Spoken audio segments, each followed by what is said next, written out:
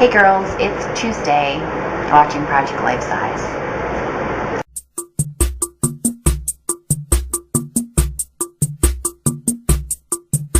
So this week we're talking about Jesse's topic, which is your most embarrassing moment. And very similar to Megan, like I don't hold on to a lot of things like that. Like, you know, there have been moments where I said something, did something, or had a wardrobe malfunction where it was embarrassing, but for the most part that kind of stuff just rolls off my back.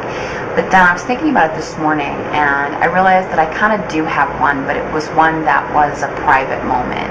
In high school, in order to get into college, I had to get some recommendation letters, and I asked a teacher he was my English teacher and he was my newspaper advisor. I was the editor-in-chief of the school newspaper. He wrote a letter for me and he gave it to me in a sealed envelope, and then he was supposed to have mailed it, but he's like, here, you can mail it.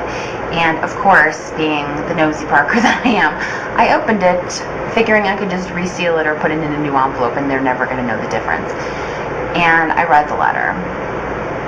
And this was a teacher who was supposed to have been like a mentor to me, who was supposed to have been my cheerleader.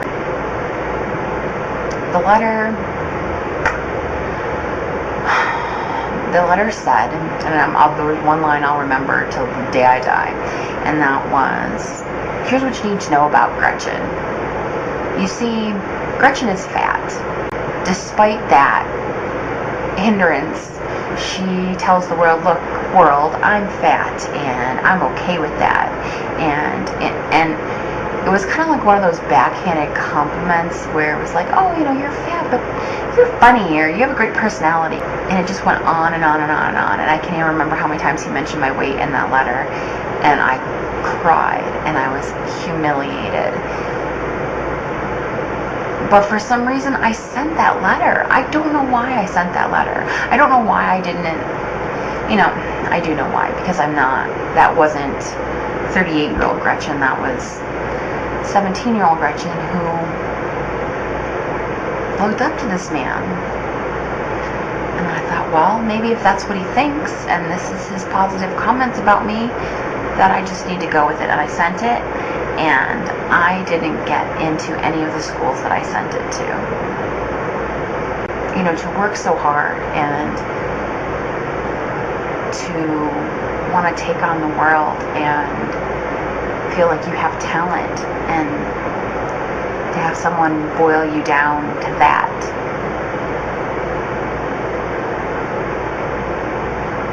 It was upsetting, and you know, it's still hard for me. It's still hard for me to think about that man. You know, if I had to put my money on what my most embarrassing moment, it was sitting at that desk reading that letter, knowing that the man that I looked up to, that's what he saw me as. And I was embarrassed that I accepted it. I don't care how old you are, don't let anybody devalue you.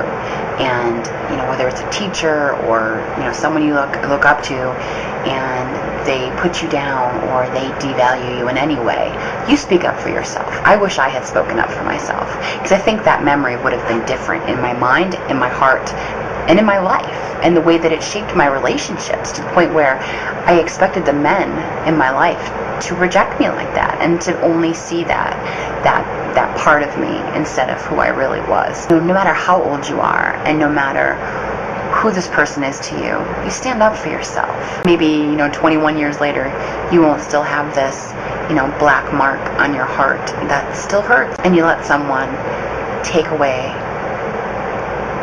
who you are because of what they saw. You're better than that, and so was I. So that's my most embarrassing moment. And I regret that it wasn't, you know, kissing boys like Megan's, because that was way more delightful. Have a great week. I love you. See you Tuesday.